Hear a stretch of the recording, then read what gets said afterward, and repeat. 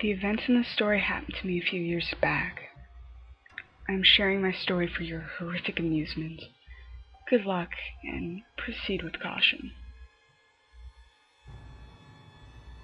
Up until that summer, my life was just one huge, boring cycle. School, sports, sometimes being with my friends, and the occasional relationship. I thought to myself as I stared into the void of nothing, lost in my thoughts. Those were all I had left. I knew something was coming, and it was not friendly. But let's rewind back a month to where this all started. Let's get through the basics. My name is Joshua Devlin. I am 15 years old, an only child, and I am a freshman at Johnston's Youth High School. I am what you call a loner. I have few friends, and the ones I have are never around, constantly skipping school to smoke weed and drink till they puke. Until they come back with bloodshot eyes, they tell stories of the others getting near the brink of death. Stupid shit I'm just not into. Yet, how could I turn them away? I hate being as alone as I am already. As the end of the day bell rang, all I could think about was going home and relaxing. I grabbed the books I needed for my homework I would never do, and started walking home. It was an hour walk, but I decided to take my time. At around 5:45, I was about a mile away from my house. If I take the shortcut, I mumbled to myself, it would cut the distance in half. I started to walk through the fields. I noticed something strange going on at a farmhouse that I had never seen before. I saw what looked like candlelight inside.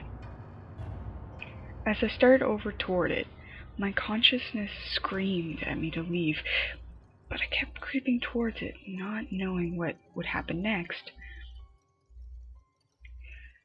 Not knowing the evils that awaited for me inside, I slipped through the broken door and headed to where I saw the light. On the ground there was a mixture of beer cans, smoked joints, and worst of all, there was blood, shining scarlet in the light. I peered into the room. I saw 5 people, each holding a candle at each point of a pentagram. My breath was taken away as I realized what was going on in this house. I walked backwards a few steps, and as I turned around to leave, I saw a baseball bat swinging straight at me. Then, light turned to dark as it slammed into my skull. As my vision cleared, I saw them. That was when I pieced everything together. My 2 friends that constantly skipped school were in this cult. I would have snapped at them, but I was gagged and tied down in a pentagram. I noticed there was something wrong. There's only 4 of them now. Don't worry, Nick said as he stared down at me. Everything will be alright. I wouldn't have believed that even if the Lord said it himself.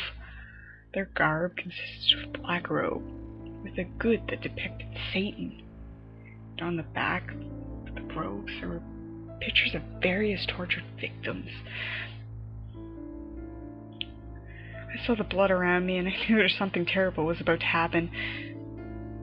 When I saw the 5th member come back with a knife, I feared for my life.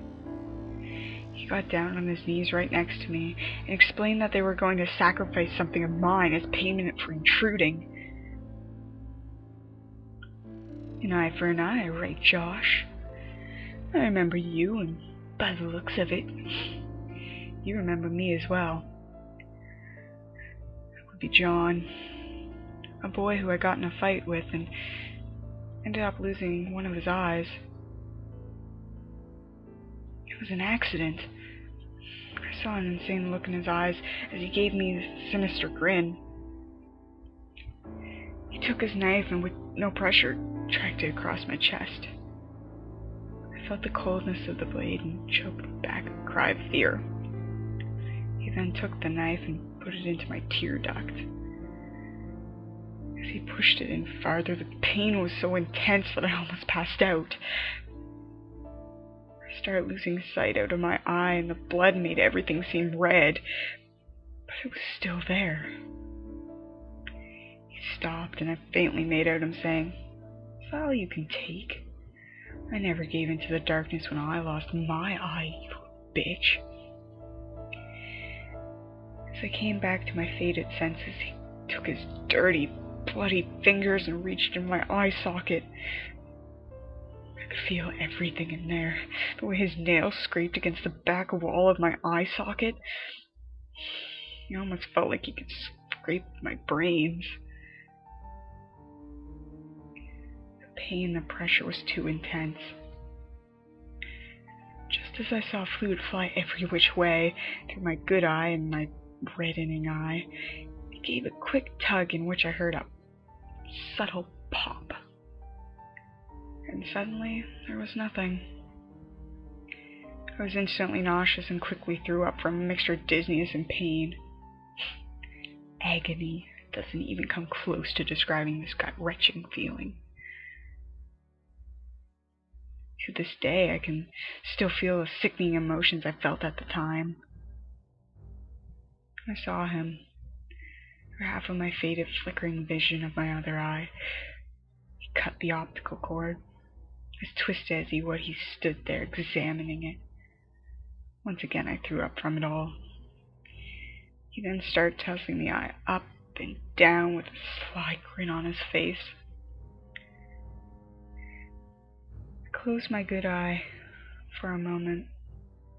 Just before I drifted off from exhaustion, I saw something crawl from a small hole next to my head that I failed to notice. When I came to, my vision was fine in both eyes. It felt like every other morning I ever had. I woke up in bed at exactly 7:25, like every morning. I showered, changed my clothes, and brushed my teeth. It was when I looked up in the mirror that I knew something was wrong. My left eye was the usual blue, but my right was dark red with specks of black in it. I screamed and ran for my mother, who was making a delicious-smelling breakfast in the kitchen. I explained to her what I saw, but she said my eyes were both normal. I was the only one that could tell. After eating, I went to thank my mother, but as soon as I got close to her, something inside of me took over. I saw myself go into a rage, throwing dishes and yelling. I couldn't control my movements. It was as if something had taken me over. Suddenly my eye shot over its socket and passed through her eye and embedded into her brain. It violently thrashed around for a bit and then retracted back to me. I gained control of myself and stared, crying at the body of my mother on the cold tile floor. I then realized the only tears came from my left eye. I could have sworn I heard a soft laughter within my head. I sprinted out of the house and ran, my face tear-streaked, down the road until I could not run any more. I then realized this thing now controlled my life. I am no longer myself.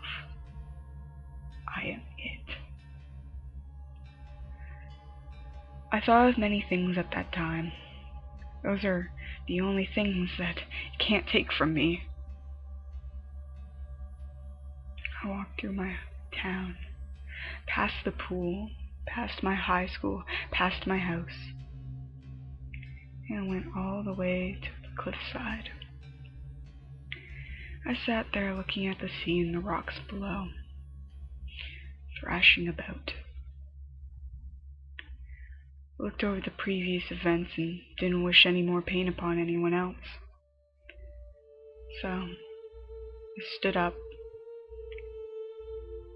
said sorry, and jumped. As I fell, my life flashed before me. I saw my first A-plus paper, hanging out with friends, cuddling my girlfriends, and lastly, hugging my mom when my father died. A single tear escaped my eye. I thought, it's finally over. I heard my tear actually splash against the rocks. Felt a quick pain in my head. And then there was nothing.